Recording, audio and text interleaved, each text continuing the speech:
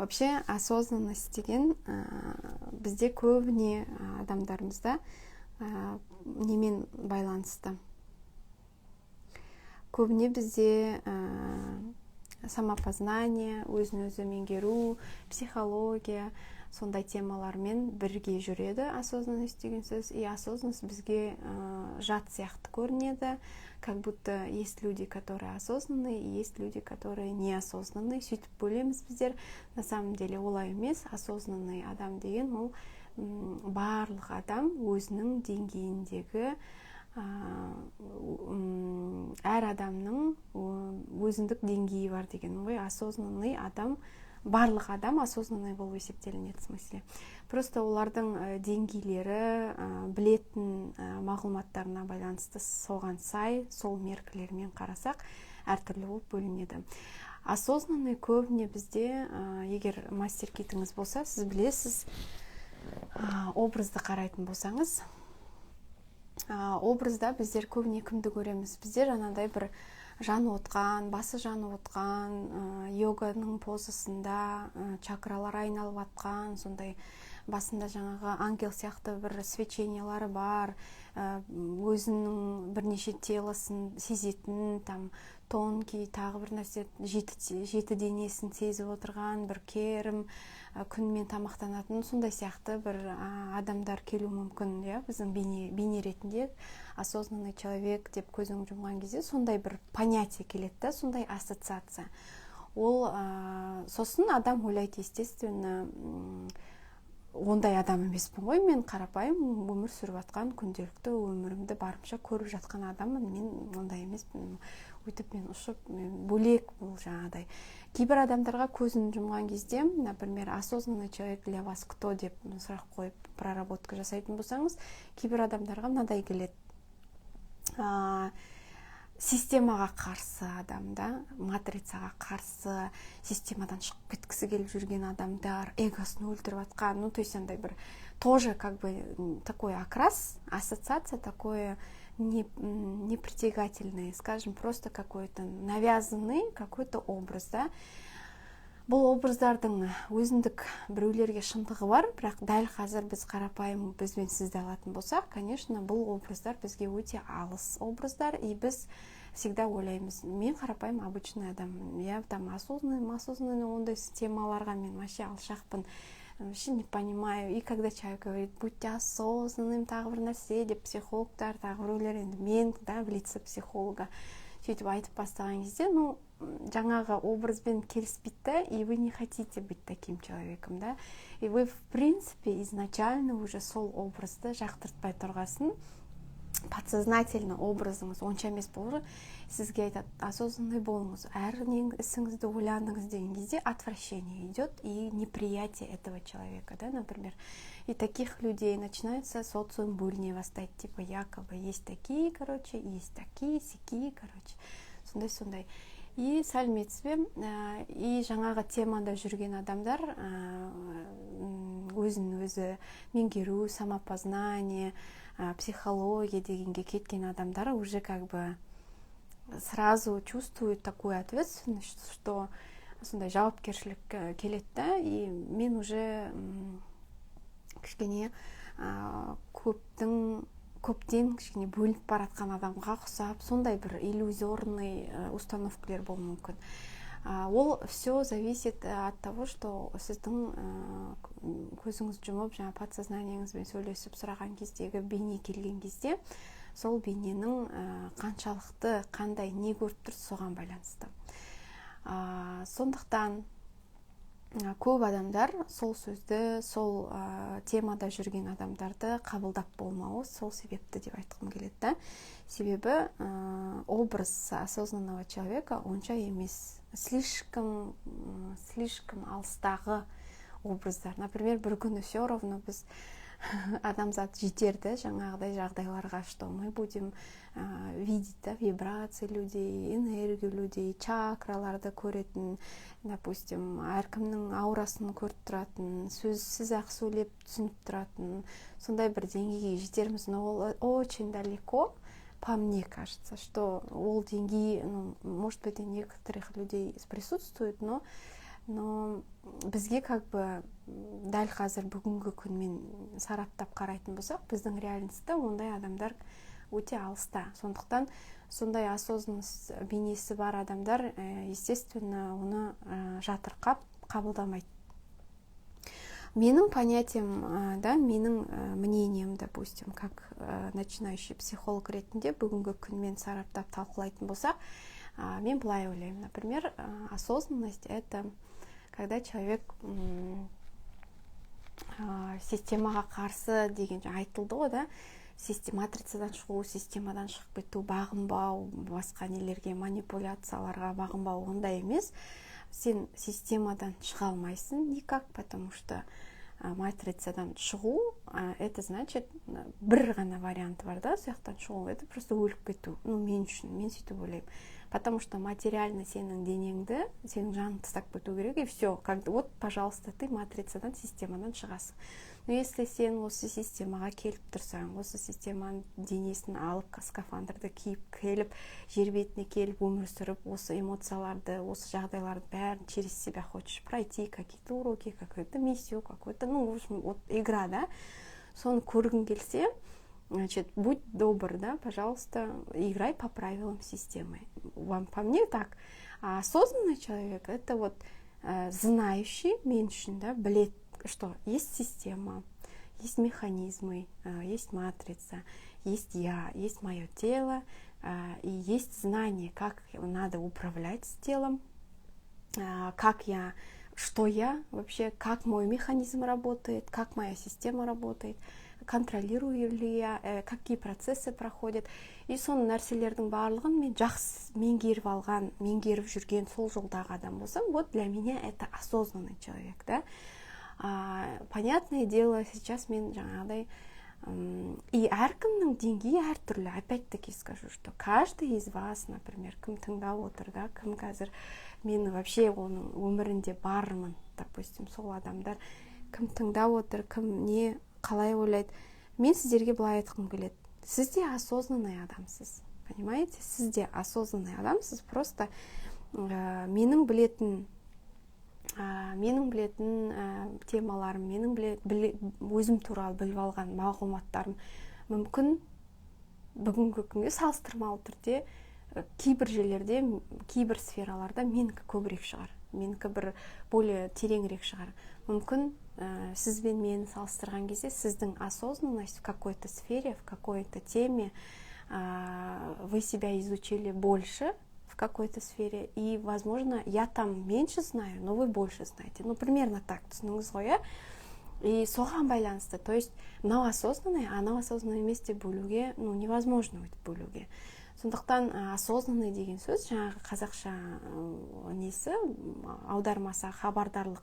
Вот насколько вы хабардарсыз бір тема, сфера бойынша, или бір өзіңіздің жаңағы ішіңіздегі өзіңіз туралы, насколько вы знаете себя, қаншалықты сіз хабардарсыз өзіңіз туралы, өзіңізге қатысты нәрсенің барлығын қаншалықты білесіз, өзіңіздің ата-анаңыз, сіз өзіңіз, қандай қасиеттеріңіз бар, не сіз қалай жасап жатсыз, қандай нені ұнатасыз, нені ұнатпайсыз, қайда барасыз, қандай мақсат, соның барлығын сіз жаңа әулетіңіз, тағы бір нәрсе, ата-баба, тек бір нәрсе, сіздің биологияңыз, денеңіз қалай жасайды, жұмыс жасап жатыр, қай жерді қалай күтіп жатсыз, соның барлығын сіз білесіз бе, қаншалықты білесіз, соған байланысты, мысалы, осознанность, да, насколько вы себя осознаете. Неге жаңағыдай метрода тұрған кезде аяғыңызды біреу басып кетсе, от болып жанып кетесіз, например, эмоцияны шыдай алмай. Ол значит, сіз эмоцияны контролировать ететін адамнан,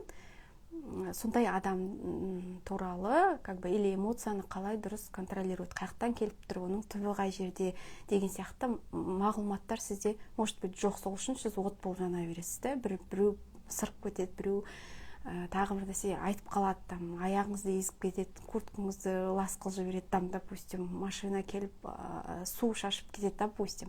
Сондай жерлерде, обычный өміріміз біздің, да, сондай кездерде как вы себя воспринимаете, қалай сіз реагируете, да, осының барлығына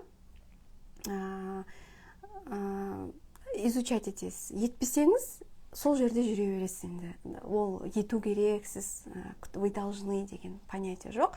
Просто кейбіреулер жынданып от болады, білесіз да қандай реакция болуы мүмкін. Кейбіреулер это нормально, ескертті ма, ой кешіріңіз десе тұра береді да, например, ну ладно, это же автобус деген сияқты, да, это я понимаю, что я не в такси индивидуально вип персоной, да, и шофер келіп мен аяғымды езіп жатқан жоқ, это другое, да, понятие. А я как бы в общественном транспорте, кто-то там музыку громко слушает, кто-то это, ну ладно, потому что это полное такое место для всех, как бы, да, и я это понимаю деген сияқты. Бір басқа деңгеймен тұрсаңыз, ол бөлек осознанный адам, да. Плюс еще воспитание бар, тағы бір нәрсе. Ну, в общем, примерно білдіңіз, что әр адамның өзінің нелері бар. Насколько глубоко деген мағыналар ғой. Вот, теперь, когда адам, например, қазіргі кезде мен енді психологияны оқып атқасын, мен сіздерге, понятное дело, көп нәрсені біліп жатырмын ғой, и сосын айтамын, әлде де тереңірек изучайте, әлде де осознанный болыңызшы, мынаны біліп алыңызшы, ананы айтайыншы, мынамен бөлісейінші, сіз тыңдаңызшы деп жүрмін, да, и получается, примерно сол жаңағы мен білген деңгейлерім көбейіп жатыр ғой, и ол менің өміріме қатты әсер етіп, жеңілдетіп жатыр біраз нәрсені, да, өмірімдегі қабылдау несі, или мақсатқа жету жолдарым, немесе біреумен қарым-қатынасым жеңілірек, бұрынғыдай емес, да.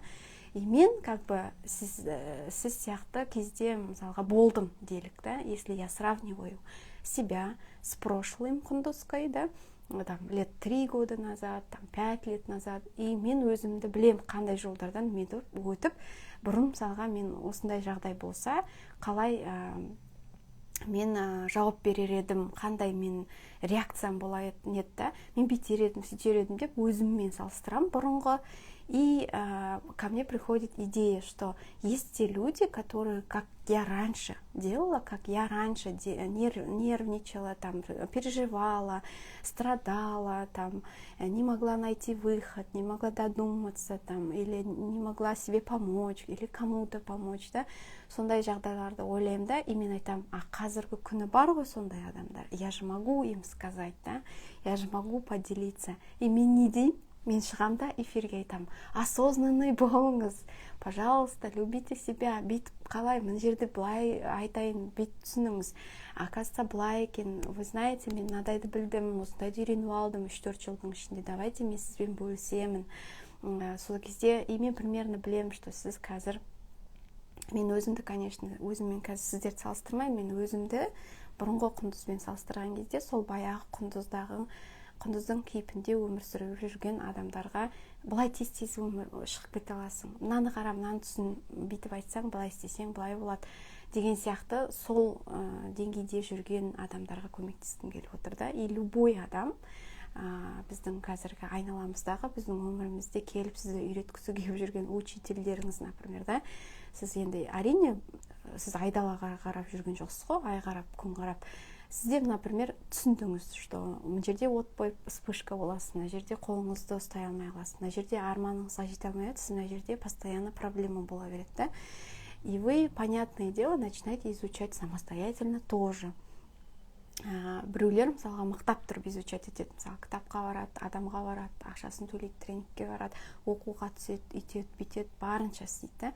Біреулер өзінің деңгейі, өзінің кайфымен жасайды, например, ему достаточно просто кого-то послушать, например, или там, ну, элементарно, короче, поменять окружение, пойти с другими людьми подружиться, которые в этой теме более-менее, и они даже особо қатыспай-ақ, арпалыспай-ақ, соларды тыңдау арқылы, солардың істеп жатқан ісіне, әрекетіне қарап, ұқсап бағып деген сияқты, да, сондай нәрселерді істеген өзі, это самостоятельный путь, да, например, өзі өте алмай жатқан жерде, қиналып жатқан жерінде айналасына қараса, сол жерден өтіп кеткен адамдарға қарап, и өзі жасай береді выводты, да, ну, мына кісі ұқсап бүйтуіме де болады екен, это, оказывается, не страшно, люди все выживают, все проходят, это не я единственный деген сияқты, тоже, например, это есть, тоже считается, что это тоже, да, какой-нибудь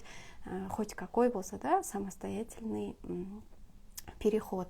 Но когда ускоряется процесс, например, жаңағы адамдар оқиды, жаңағы мастер-кит сияқты неше түрлі методтар бар, методология, есть хопонопоно, есть тета-хилинг, есть там какие-то личные чьи-то какие-то методики, да, есть там психотерапевтические методы, есть там регрессия, да, например, регрессивная психотерапия, есть гипноз бар, и есть там другие, которые я не знаю, например, да, есть и психология, и мен, короче, осындай жерге түсем, мен изучаю, я там с подсознанием работаю, я чуть ли почти что как гипнотизер, бірақ енді я не делаю самостоятельно, я просто даю этот метод, который человек может самостоятельно себе помочь, да, я просто методом делюсь и егжей соны түсіндірем. Например, есть мастер-кит методика,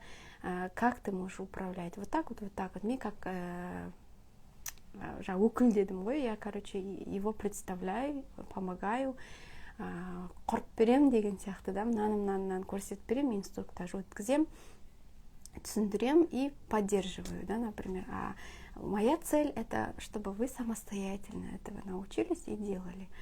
Вот. А кімдер, жаңағы басқа специалисттер, они как бы берут реально уже ответственность на себя, вашу жизнь берут и начинают там что-то делать. Вы соның айтқан нәрселермен идете и исследуете, да, этим инструкциям. Вот. Так что жалпы менде жаңағы хабардарлық, осознанность деген сөз менің понятиямда сондай. Значит, это не тот человек, который из системы хочет выйти, эгосын өлтіріп, өзімен өзі неге жаңағы басқа әлемге ұшып, несі аурасы светиться етіп, там пещераға кетіп қалатын адам емес. Мен үшін осознанный человек это каждый человек просто хабардарлық, да, хабардар мына тема бойынша, ана тема бойынша. И теперь есть такой умный деген понятие бар и мудрый деген понятие бар, да. Біздер көбіне қазақтар мудрый адамға, не то что қазақтар, вообще все же, конечно, но бізде енді өмірді көрген, опыты көп, мықты сондай бір адамдардан мудрость сұрап, ақсақалдар, там әже, апаларымыз сыйлаймыз, да. Почему? Потому что это мудрость у них есть. А почему? Потому что алған білімдерін, өмірде алған білімдерін, они в действии амал әрекетпен өзінің ішіне сіңіріп, через себя начали это все делать, да. И они через это прошли самостоятельно, бәрін істеп көрген, өзі істеп көрген адамдар, это мудрый считается. Значит, мы можем сейчас на данный момент понимаем понятие мудрость и умность. Да? Умный это когда ты все знаешь. Біздер қазір бәріміз умныймыз, потому что бізде информационный век, дұрыс айттым ба, техногенный, информационный, ну, в общем, у нас доступ к информации просто вот так вот, по щелчку пальцев, да. Что-то хотели узнать? Google, спасибо, да, окей, Google. Потом интернет бар, анау бар, бәрі айтып жатыр. Ну, короче, спокойно мы можем найти ту информацию, которой мы интересуемся. Вот, это вот век информации. И тут мы все умные. Вот за 5 минут кто-то что-то не знал, 5 минут беріңіз, ол сізге 5-10 минуттың ішінде жаңағы сіздің қойып отқан сұрағыңызға эксперт болып жауап беріп отырады, допустим. Оқып алып бір жерден айтып алып, изучать етіп деген сияқты. Теперь мудрый деген сөз, это значит, сол информациялардың барлығын тыңдап, понятно, енді мен бәрін білем деп отыратын адам емес. Мудрый деген сөз применяющий эти знания. Если так, есть такое знание, что бүйтіп істесеңіз, былай айтсаңыз, былай өшірсеңіз, сөйтіп сіздің миыңыздағы нейронный связьдер өзгереді, программа перезаписывается, и у вас будет такой реальность. Реальность вот так вот будет меняться, люди будут меняться, вы будете меняться, у вас условия жизни будут меняться, деген кезде деп отырып алып, понятно, как меняется деп отыра берсеңіз, онда сіз умный ғана адамсыз, да, просто и все. знающий, умный. И как бы вы что делаете? Сіз барасыз да, біліп алдыңыз, сосын басқа біреуге барасыз, ол да сөйтіп айтады, что-то басқаша сөздермен, бірақ сөйтіп айтады, терминдер бөлек, да. Сіз айтасыз, ну понятно, я это знаю, что еще нового ты скажешь? Ну и все. Так, ладно, понятно, с тобой. Кетесіз, басқа біреуді тауып аласыз, тренинг, тағы бір нәрсе. Ну, что ты мне еще нового скажешь? Они говорят то, что вы уже знаете, да? И только терминология басқа. В принципе, суть, она түбі бәрі бірдей, да? И сіз айтасыз, ну это я все знаю, вообще дым новый нәрсе айтқан жоқсың. А как надо сделать? Ну вот так вот, вот так вот, вот так вот. Ну понятно, ладно. И еще дальше. И вот так вот умный адам, умный болып жүре береді, басы ісіп, барлығы жарты информация кіреді, кірмегені құлайды. В общем, жел үрсе, оның бәрі ұшып кетеді, қайтадан вы как будто ничего не знаете, идете опять кого-то будете слушать. И вот это умный адамның іс-әрекеті, да? Умный болу оңай. А вот этот мудрый болу қиындау. Почему? Прикол. Мудрый — это мудрость, да? Это вот знанияны алдыңыз ғой, даже любой, я не знаю, там 2000 теңгеге кітап сатып алып, сол кітаптағы берілген заттарды істегеннің өзі сізге, я не знаю, 2 миллиондық шаруаның шешімін тауып береді, да? Например, 2000 теңгемен істеген. Самое главное істеген кезде ол знание, мына жерде бүйтіп ұшып тұрмайды да, ол кіреді, мына жерге, мына жаныңызға жазылады. Это микрофон тиіп кетті ме деймін. Жаныңызға жазылады, ол кәдімгідей сіңеді, оның нәтижесі өміріңізге бүйтіп гүл болып ашылады да. И сол кезде сіз вау деп осознание бөлек адам боласыз да. Например, уже все, бүкіл системаға, бүкіл клеткаңызге, бүкіл организміңізге әсер етесіз. И сол кезде это и есть мудрость. Вот вы мудрый, вот красавчик, күшті адамсыз, да, молодцы. И плюс сол мудрості сіңдірген сайын, әр сферада сол мудростьті накапливаете, проходите, знания просто так не улетучиваются, а исполняются, выполняются.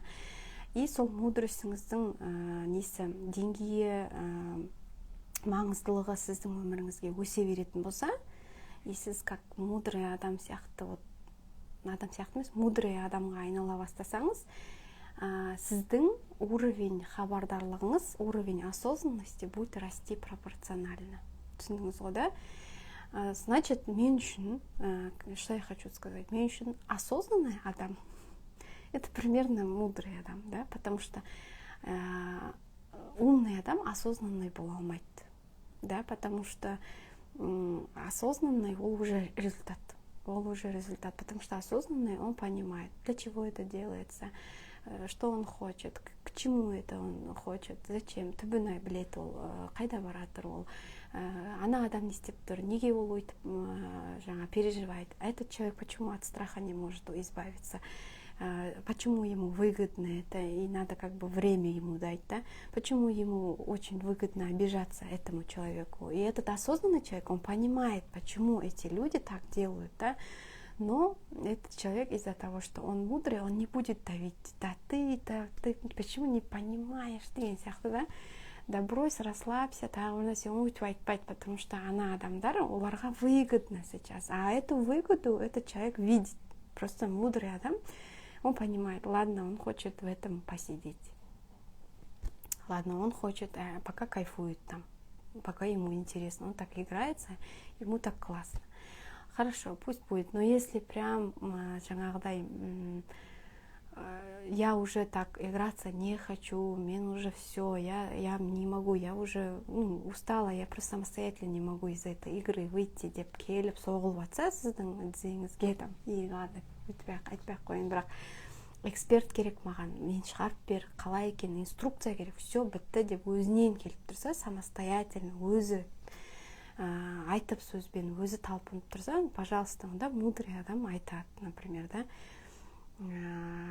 Вот это осознанность. Я не говорю, что сіздер там андайсыздар, мен там кер мудрый, осознанныймын деп, ондай емес, мен просто жалпы мағына ретінде мен қалай түсінемін, да.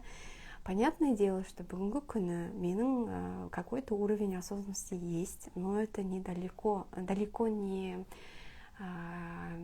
түбі, да, допустим, как сказать, самый мощный уровень емес менде. Мен білмеймін даже, может, мен басында мен үшінші шагта шығармын, мен білмеймін ғой, просто каждый күніміз өмір сүріп жатқан, жаңағы жинап жатқан нәрселеріміздің барлығы әсер етеді деген сөз бұл. Осознанность сіздің хабардарлығыңызға әсер етеді.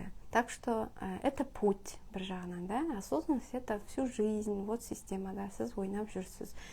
И вот смотрите, еще мынадай нәрсе. Жақында біліп алған білімдеріммен мен бөлісейін. Например, биология теланы дұрыстап қарайтын болсақ, сол жаңағы ғылыми жағынан да, наука. Ну ладно, я вам не буду здесь терминологияны, жалпы қарапайым тілмен айтқан кезде бізде гормональная система бар, да, біздің телода. Гормональная система бар, и гормоны управляют эмоциями, да. Гормондармен управляет мозг. А мозгпен управляют там всякие его части, там андай часть бар, который за это отвечает. И соның ішінде блуждающий нерв деген бар екен, да, сондай ұғым, просто для вас, чтобы вы знали примерно. Блуждающий нерв, ол бүкіл денеде, бүкіл денені, сосын миды соединяющий нерв получается.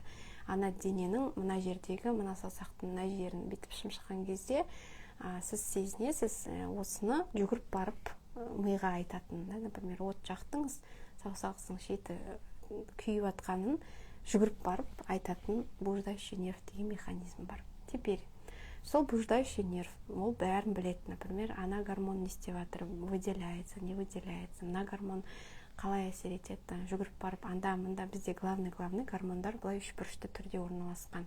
Это щитовидка и төменде, да. Вот. И соның арасында жүгіріп бәрін қарап жүретін блуждающий нерв самый главный механизм, да, мозга и тела. Теперь, что происходит, когда мен бұрынғы видеода айттым ғой, и вообще, в принципе, вы знаете, если мы играем в этой системе, у нас есть вот скафандр тела, да, материальный мир, у нас материальное все. Но соның ішінде біздің жаңағы подсознание жанымызда барлық информация жазылып тұр. И я, как сказала, там треугольники есть. Мы кому-то на работе, мы там агрессор, тираны, домой пришли, мы роль играем этого, наверное, спасателя. Потом мы пошли с друзьями посиделка, мы там играем жертву, может быть, да. И вот так вот мы в магазине агрессор, анда-мында, роль меняется, какие бы рольдер дұрыс ойналынбайды. Это все энергозатратные механизмы происходят, все, программа там парша жұмыс жасап жатыр. Теперь есть какие-то установки, блоки, уларда тоже шығады. Каждый там час вы что-то хотите постоянно. Желанияларыңыз, қалауларыңыз бар, там через час вы сказали: ой, я такую куртку хочу такую-то красную куртку, вот как у нее, чтобы вот эта Зарина какая-то там выдвигает, атайта салайын, чтобы, как она быть, или наоборот круче нее стать, там, типа, чтобы она там удивилась. И этот мақсат, чтобы я доказала, что я крутая, да. Вот просто из-за этого я хочу эту красную куртку, да. Просто так, не из-за, не того, что я прям хочу там кайфануть. Нет, вот чисто вот, чтобы Зарина, да, и чтобы она как бы не это. И мақсат, чтобы я доказала, что я не Анауновский, да. И вот такие цели каждый час, там, андай барас, надай хочу. И вот этот все процесс каждый раз. Те люди, которые говорят, что мен желанием жабық тұр, это өтірікшілер. Или, скажем так, они не осознают, что на самом деле желания открыты. Просто эти желания уходят вообще не в ту степь. И вообще керек емес былықпайларға кетіп жатыр, да. И это желаниенің несі, тізгіні алынбаған жауапкершілікке. Не сен ойладың, нені қалап жатсың? Бүгінгі күнге 12 сағаттың ішінде 12 рет бір нәрсе қаладыңыз, да.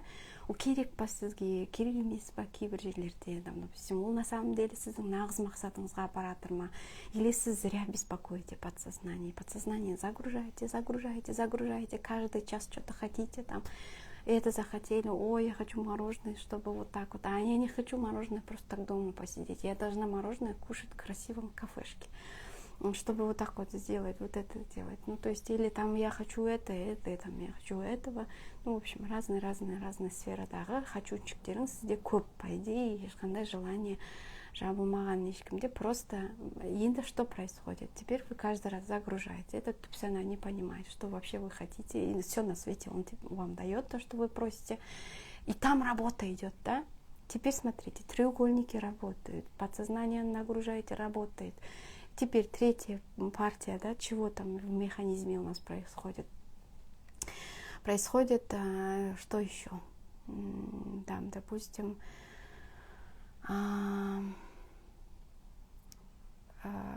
вот, установки выходят. Например, вы что-то захотели, например,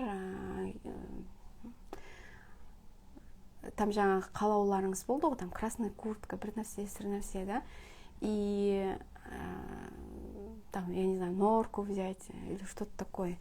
Это такое элементарное, да, но представляете, если на норку есть у вас блок есть, да, блок это есть установка, который сіз тұрсыз и норка тұр, да, соның арасындағы блок. А какие эти установки? Если это завязано на самооценке, только если у меня будет норка, я буду классной, там, я докажу маме, там, этой авторитетной у нас әулеттегі тетяға, или ананың көзін шығарам, или там я классный, или там бір нәрсе, или там сыр нәрсе. И потом следующий жаңағы хотелка, да, хоть бы у меня был миллион, или вы идете там, гуляете, и квартираны көрдіңіз, это менде де осындай квартира болса ғой. Это же желание, оно исполняется, как бы на исполнение кетет, да? И вот у вас каждый божий день хотелкілеріңіз, как бы, мама, не горюй, короче. И вот подсознание алватыр, запрос принимается, но прикол, каждый запрос, как только принимается, сізде сол квартирамен сіздің араңыздағы программалар тоже как бы іске қосылады да, жүгіріп шығады олар қорадан шыққан тауықтар құсап. И атып шыққан кезде у вас вот эта реальность, которую вы видите, типа жизнь как будто вне вас, да, вы вообще не в ответе, что происходит каждый день, не болып қалатынын білмейсіз, да. На самом деле, вот этот осознанный человек, он понимает, что каждый вот то, что он захотел, вот этот қорадан жаңа тауықтар атып шығады установкалер, жүгіріп. И она, менде квартира болса мындай болады, если квартира я куплю, это только ипотека, если квартира бір нәрсе сондай бөлек установкалер деп шыққан кезде, пожалуйста, сіздің өміріңіз осы нәрселерге қатысты құрыла береді. Келесі күніңіз. И смотрите, это колоссальная энергозатратный нәрсе. Сіз мықтысыз, да? Сіздің энергияңыз енді деген прям вся космос. Енді былай қарасаңыз, мықты несіз, да? Күштілігіңіз сарпылып таусылмастай жаңағы несіз, сарқырамасыз, например. Но как вы этим пользуетесь? Ол энергияны, ағып жатқан энергиядан тұрған сарқыраманы сіз қай жерлерге жіберіп жатсыз, да? Соған байланысты. Вот осознанный человек. Смотрите, енді блуждающий нерв туралы неге айттым? Блуждающий нерв, оның системасы қандай, ол не істейді? Когда вы сильно много чего хотите и там карту желаний сделали, слушай, почему Дарья Трутнева қарсы карта желанияға, да, и оған дайын адамдар ғана істеу керек. Ну, то есть, вот осознанно, да, пожалуйста, карта желанияны он может контролировать. Но если вы нені қалауыңызды жазып қойып, ну, давай на исполнение, а у мен болсын әйтеуір осы как-нибудь да будет так десеңіз, пожалуйста, вы будете каждый день уже разгребывать то, что будет приходить вот эти установки на вашу жизнь, притягиваться. Соны орам деп арпалсасыз, конечно, в конечном итоге сіздің жаңағы армандарыңыз келеді ғой, келмейді емес, куда не денутся, но қалай жеттіңіз сіз соған, да? Қандай уровендегі установкалер тұр, ояқта страшный установкалер тұр ма, әлде так себе ма? И вот каждый, короче, получает то, что есть у него внутри. Вот, короче говоря, сама суть, то, что внутри, то и получаете, да. И как вы чувствуете на дом у моря, да, что вы там идет, какие там установки есть, пожалуйста, получайте. Когда вы уже начали говорить, я точно хочу все, желание жаздыңыз, пожалуйста. И теперь, когда вы нагружаете, и желанияларыңыз өте көп, и бәрі шашыраңқы, но вы все это на самом деле хотите, ну, на все на просвете, все хотите, и никакого контроля нет, то блуждающий нерв начинает экономить саркрамана, экономить энергию. Направить сюда, какой-то процент направить туда. Все вот эти желания, почему говорят только 3 желания, давайте начнем и зафиксируем, фокусируем внимание на 3 везде. Это самый адекватный подход, да? А мы что делаем? Мы не контролируем, и каждый божий день, каждый божий час мы делаем все на свете хотим. И вот так вот все наши 1000 или 100 желаний, 500 желаний, параллельно все двери открыты. Понимаете? И вот на все двери надо по капле хотя бы все ваши энергии копиться, и как бы она, когда наполнится, она исполняется, да? Вот вы все тратите туда, еще роль этого начальника, роль этого, ананың күшті болып кету керек, мынаның көңіліне, ол рольдер вообще страшно алады, да? Плюс еще обидаларыңыз бар, аяқта біреуді өзгерткіңіз келетін. Ол да вас как бы сорып жатыр, да? И вот представьте, насколько вы вот так вот все просто вот так вот раздаете, вот просто безалаберно, вау, да? Например, ну ладно, так уж случилось, ничего страшного. Сізде күнде құйылып жатыр ғой энергия, ничего страшного, но что будет, если вы будете это все контролировать, то будет вообще классно, да? Теперь блуждающий нерв начинает как бы смотреть на это все и хочет распределить, былай қарасаңыз, келген энергияны, и он начинает отключать якобы в тех моментах, в тех местах, где особо не приоритетно. Ну, на самом деле, когда вы страстно, еще говорят, когда страстное желание есть, то это самое опасное желание, да, вот без этого я умру, вот без этого, если этого не будет, то вообще у меня смысла жизни нету. Вообще я могу вообще умереть здесь, и все. Это уже как бы сигнал, и мозг пугается, и система сама, как бы, да, тело, все, они хотят жить. Ну, то есть он такой обращает на это внимание. Либо он хочет исполнить это желание, да, как он сделает? Допустим, блуждающий нерв начинает отключать те моменты, где у вас много энергии туда уходит, и вот если этого не будет, я умру деген неге желанияға больше жасағысы келеді. Да? Вот смотрите, начинает туда фиксировать внимание и энергию бере бастайды. И мына блуждающий нерв не істейді.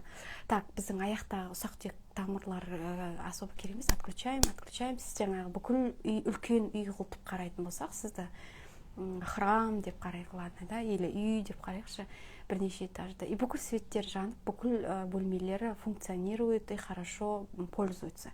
Но этот блуждающий нерв біздің как үй ретінде барады да, барлық жертердің есігін жауып, светін сөндіру керек, потому что энергию надо экономить. Сөйтеді, ол отключают там, я не знаю, в ногах что-то где-то как-то, там какие-то ұсақ-түйек тамырларды, да, вот вам варикоз там.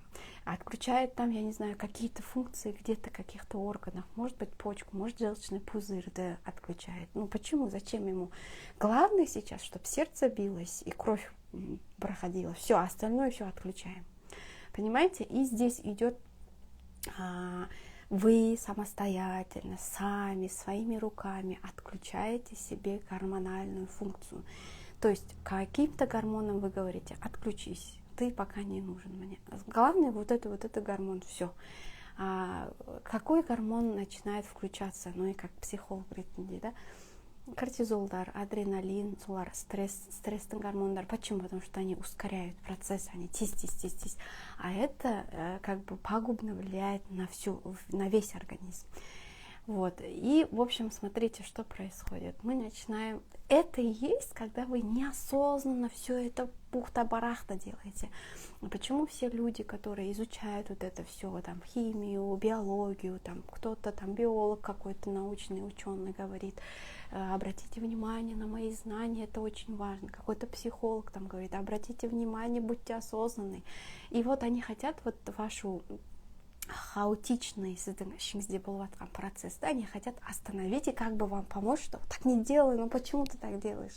Сэкономь там энергию, классно живи, вот так можешь, потихоньку так вот научись, не отключай свой этот организм, не отключай эту систему.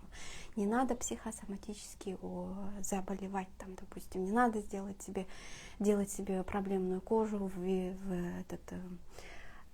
варикоз, там, не надо это делать деген сияқты. Они хотят, разные эксперты, разные адамдар, которые изучили какую-то часть какую-то часть нас, они как бы узнают и начинают с этой стороны вам говорить вот так вот. Гормональный системаны білетін эксперттер былай айтады, там, допустим, психотерапевттер былай айтады. Қандай эксперт бар біздің өмірімізде, они все говорят про одно и то же, чтобы мы как бы вот это все узнавали и применяли, становились мудрыми и осознанными. То есть, когда вот мы это все узнали, и мы уже поняли, да, и сол понятие келген кезде, оказывается, мынаған жататынын бүйтуге болады. Это же не делается все за один день, вы не сможете это контролировать, вы же как бы хаотично өмір сүріп үйреніп қалдыңыз ғой, сол үшін потихоньку начнете, там, блуждающий нерв, гормонды өшірмеу керек, давай я там мынаны істейін, давай я буду контролировать свои желания, например, осторожность с желаниями, да, давай я буду хотя бы контролировать, давай я буду 3 своих основных жаныма керек күшті желанияларымды определю, давай я это для себя делаю, да, чисто потому что я себя люблю, потому что мне надо сарқырамадан ағып атқан энергиямды әдемі қолдану керек, давай я научусь. И вот так вот бірінші классқа түсесіз, или нолевойға түсесіз, сөйтіп екінші классқа барасыз, үшінші классқа барасыз, и сіздің каждый уақыт өткен сайын наработанный жаңағыдай нәрселеріңіз результат көрсете бастайды, сіз 5-ші классқа барасыз, 11-ші классқа барасыз, а может быть и потом, как бы сказать, дамайсыз, да, это и есть вот этот путь осознанности, да, например, осознанный адам, уже мне білдіңіз ғой сіз, осылай болып жатыр, мынадай болып жатыр, так, мына жерде мынадай, значит, мынадай установка бар, цель не идет, легко не идет, даже красная куртка, казалось бы, да, какая-то мелочь, почему я не могу купить, почему я эту красную куртку беру в кредит, да, потому что нельзя этой красной куртки, а почему нельзя, зачем я этого не хочу, потому что там завязанные какие-то установки есть на эту тему, да, вот, А еще прикол мынадай бар, сейчас главный нәрсені тоже айту керек сіздерге. Например, когда фиксирует блуждающий нерв, ладно, это психологияны айтпай ақ қояйыншы. В общем, когда внутренний мир ваш, подсознание, соны былай айтқан кезде, округлен подсознание, когда решает именно фиксировать внимание на страстных желаниях, все эти 1500 ваших желаний, они, вот эти красная куртка, норка, бір нәрсе, мороженое жеу, там, бір нәрсе, вот эти, квартира, таудың басында, таудың аяғында, там, ана қалада, мына қалада, какие-то там дети, там, что-то, обучение, там, цветы, там, сондай ашылып жатыр, машина, мынау, что мы хотим вообще в этой жизни? Салон какой-то, что-то купить себе, какую-то услугу, вот все вот открыто, и подсознание алатта жаңа қатты ол мына менің арманым орындалданса, мен өмір сүрмеуіме болады, мен могу себе өліп кетемін әйтпесе, ешқандай смысл жоқ деген қатты бір страстный желание алады, соны орындауға тырысады. Сол кезде элементарно вот эти вещи у вас не будут приходить в жизнь. И вы будете думать, почему маған элементарно заттар келмейді, мынадай оп-оңай заттарына купить витамины, например, да? Почему я не могу купить? Почему бәрі алып ішеді, а менде как-то не удается? Потому что вот это все соған кететін заттың бәрін өзінше жинап жаңағы страстный желанияға бергісі келеді, да, сонымен сізге соны әкелгісі келеді. Но теперь смотрите, когда страстные желания тоже сағым құсап жеткізбейді. Почему? Потому что там, когда вы сильно что-то хотите и говорите, что без этого я умру, это 5-й уровень мастер-кит, да? Без этого там смысла жизни нет, туда-сюда. И есть еще фильм бар, «Мирный воин» деген, пожалуйста, қарап шығуыңызға болады. Күшті кино, как раз сол жаңағы страстный желание қайтып жетуге болатынын үйрететін фильм. Өте керемет, қарап алыңыз. «Мирный воин» деп аталады. Вот, и сөйтіп істелінеді де, сосын ақыр соңында жаңағы сарқырамадағы энергия все-таки құдық құсап жетпейді. Жаңағы үлкен неге екенін тоже түсінесіз, когда страстное желанияға установка неше түрлі программа, блоктар өте үлкен, и надо его проработать. А пока вы не прорабатываете, вы пока не можете, почему это вам нельзя, зачем вам этого не надо, подсознание неде қорқып тұр, и даже орындай алмай жатыр. Сосын қарайды да, сізді много чего отключили же еще энергетически. Вы начинаете здесь страдать. У меня элементарно қызыл куртка жоқ, витамин ала алмаймын, ақшам жоқ, тамақ келмей жатыр, все рушится, у меня депрессия деген кезде, мына артына қарайды да, нет, нельзя этот страстное желание, бүкіл энергияны құртып жіберуге болмайды. Он уже все бомжылып бара жатыр да. Так что, да ну дейді, полностью вообще никогда қолыңыз жетпейтіндей қылып жауып тастайды ана нені, заветный мечтаңызды, заветный целіңізді. Хотя, казалось бы, да, для кого-то это вообще легко делается, да, и вам нельзя, потому что как только ваша полностью бүкіл энергия, бүкіл жаңағы организмнің какой-то частью жүрекпен не қалған кезде ғана соған жеткізіп қараса, сіздің жағдайыңыз вообще страшно болып жатқасын, подсознание как бы екі оттың арасында, и сізді құтқару керек, ол сізді өлтіре алмайды, сол үшін навсегда запечатывает вот именно тот большую цель в вашей жизни. Все болезненно, Аллах, короче, ол құдық вообще как бы көп құю керек оған. Конечно, құйып алып бере аламын, бірақ зачем? Мынаяқта он теряет много, да. Так что таразы ретінде оны қарайды да, жаңағыны запечатывает на какое-то время. Допустим, он будет надеяться, что вы как бы поймете, будете изучать, и он будет думать, как можно сделать, отзеркалить то, что у вас внутри, да, вам надо, и он будет думать подсознанием, притягивать людей, там, каких-то ситуаций, чтобы вы задумывались, каждый раз учились, каждый раз питали какую-то новую информацию, чтобы распечатать это и зайти все-таки достать, да. Вот, так что есть такие вещи, которые бізге келмейді, түсінік бір сразу келмейді. Он бәрін ойланып отыруға мы ерінеді. Зачем ему вообще? Я лежу, как сижу, деген сияқты, да.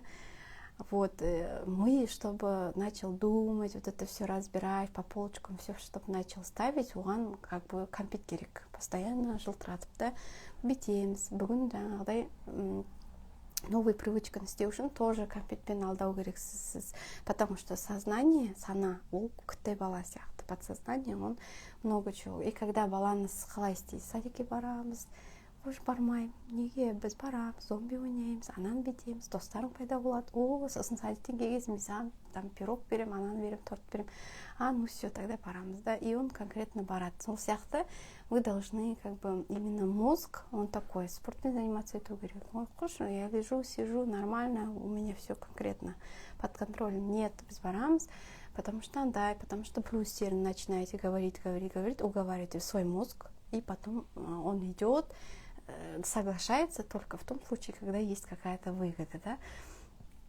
И почему бизнес-система мозговой, все на установках стоит, да, например, вы установку какую-то старую убираете, новую надо записать, да, новую все равно автоматом записывается, это место пустым не будет стоять, понятное дело, нейрондар бәрі тұру керек, бізде неше килограмм метр, да. А почему? Потому что мозг работает только через выгоду.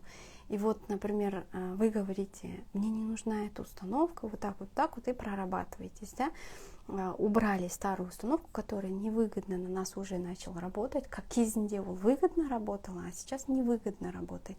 И вы убираете старую программу, записываете новое, то, которое выгодно именно сейчас. И когда мозг видит выгоду именно сейчас, какую он принесет, он принимает это, в подсознании записывается это все, терең, и, пожалуйста, он начинает из этого и работать, притягивать вам сигналы, он будет уже конкретно хорошие сигналы именно по направлению к вашей цели держать. Нейронная связь — это и есть наши установки. Нейронная связь зависим от мозга, да, он должен постоянно его уговаривать, и он должен постоянно меняться, то есть EQ постоянно должно вот так вот баланс болу керек, да. Когда одно отсутствует, у нас появляются проблемы в жизни, у нас механизм, система неправильно работает, так что, короче говоря, хабардарлык деген сөз, осознанность — это вот тот человек, который понимает вообще всю эту систему, и осознанным становятся те, которые изучают себя. Сол үшін айтады барлығы, пожалуйста, бәрі өзіңнен. Құранда да сөйтіп жазылатын, в общем, мықты знаниялардың түбі все начинается с тебя. Весь мир, да, вот все внутри, то и снаружи. Бір-екі сөз, сол бір-екі предложение. Полюби себя, изучи себя. Как можно полюбить себя? Когда ты изучишь себя. Когда ты изучишь себя, ты поймешь вообще других, как они там работают, как их система работает, почему так происходит. Да? Потому что мы ничем не отличаемся именно по системе и по механизму. Мы отличаемся, наша индивидуальность. Индивидуальность деген не деп жақында бір адам маған қойған, мен индивидуальность прорабатываю, да, как вы говорите. Ну, я понимаю, но бұл қалай, ол сіздің түсінігіңіз бойынша. Менің түсінігім бойынша индивидуальность — это сіздің ерекшелігіңіз. Мен сізбен айырмашылығымыз бар, генің бар, ұрпағың бар, да, роттан келгендер бар. Потом өмірде көргенің бар, көршің бар, анауың бар, айналадағың бар, плюс еще сенің қалауың бар, сөйтіп оқығаның бар, заманың бар, реальностьта не ашып жатыр жұрттар. Басқа тірі адамдар бар да, солардың несін бәрін өзіңе кіргізген кезде, вот это и есть ваша индивидуальность. И проявлять надо не то, что принимается социумом, и не то, что Катя, Матя делает, или там, не знаю, Аружана или там Айгуль делает, да, а надо проявлять вот то, что, как бы у тебя есть. Почему? Потому что так правильнее, так комфортно, так ты не будешь свою душу так қинамайсың, да, и все будет планомерно, плюс еще это поможет тебе изучить себя. Вот, біліп тануға, да. На самом деле, когда ты начинаешь өзіңмен өзің бола бастаған кезде, индивидуальность рұқсат берген кезде проявлять, тогда ты, как только начинаешь проявляться, ты начинаешь понимать себя, узнавать, шығып қалған кезде, жаңа установкалар ішіндегі программа шығып қалған кезде, біле бастайсың. Оказывается, менде де қайдан келді екен, давай өшірейік, анау ма, мен ата-бабам, значит, білмеген нәрселерді білесің. Мен мысалға ротты, жаңа мастер-китпен, түпсанамен жұмыс жасаған кезде, жаңағы әулетінде 4-ші атама дейін не болғанын бәрін енді біліп көріп таңғалып жатырмын, да. Болған дейін mesela білмеппін мен, что сондай нәрселер. И адамдар тоже, когда начинают изучать себя, они начинают больше семьи узнавать, әулетін тани бастайды, да. И это дает много силы, например, много понимания, еще плюс любовь, благодарность, он бәрін шығарады, да. И просто так, когда ты не знаешь, кто ты, и не знаешь, кто тебя окружает, кто твоя мама на самом деле, кто твой дед, да, кто твой отец вообще, сол кезде қиынырақ, да, оларды полюбить или там, не знаю, простить быстро, допустим, да, а это все поверхностные вещи. А когда ты начинаешь изучать себя, потом ее, потом папу, потом своих дедушек, бабушек, солардың бәрін, айналаңдағы туыстарың, неважно, да, папа жағынан болсын, мама жағынан, әр адамға басқаша қарап, жаңағы системамен, жаңағы білген біліміңмен басқаша қарайтын болсаңыз, олардың мықты, керемет адам, керемет жандар екен, махаббаттың тасылып, керемет болып қабылдай бастайсың, қатты жақсы көре бастайсың. Ол ладно, оның әулеттің бәрін бітіргеннен кейін сен уже басқа адамдарға да сөйтіп қарайсың, да, потому что сен адамдарды қабылдау әлемің өзгереді, да. Вот, сол үшін, в общем, осознанность деген тақырыпқа мен осындай қылып бөліскім келді. Сұрақтарыңыз бар болса, пожалуйста, жоқ болса, мен эфирді сақтаймын, и можете постоянно пересматривать, слушать. Плюс, егер меңгергіңіз келсе, жаңағы түпсанамен сөйлесіп, проработканы, осы системаны реттеп, энергия ресурсыңызды дұрыстап қолданғым келеді десеңіз, пожалуйста, Забық парақшамда сабақтар бар. MasterKit инструмент сатып алғыңыз келсе, пожалуйста, мен сатамын ол инструментті. Егер менен алсаңыз, егжей-тегжей меңгеруге, жаңағы істеп үйреніп шығуға мен қатты көмегім болады, поддержкам болады, как наставник ретінде. Мен, например, MasterKit компаниясынан оқып шыққан сертифицированный специалистпін. Өзімнің нем бар, сертификатым бар. И я имею право наставничествоға, имею право учить, да, этому. Что мен еще и психологқа оқып жатырмын, так что келгіңіз келсе, пожалуйста, қосылыңыз жабық парақшаға. Сол темаларды меңгеріп үйренесіз и нәтижелеріңізді бірге көруге болады. Что еще надо сказать? MasterKit сатам деп айттым, да? Жабық парақшада MasterKit-тің үлгілері бар, плюс еще түпсана туралы өте көп информация. Қосылғыңыз келсе келіңіз, директке жазыңыз, сұрақтарыңызға жауап беремін. Все, рахмет тогда. Көңіл қойып тыңдағаныңызға рахмет. И кездескенше мен сіздердің барлығыңызды жабық парақшада күтемін. Сау болыңыздар.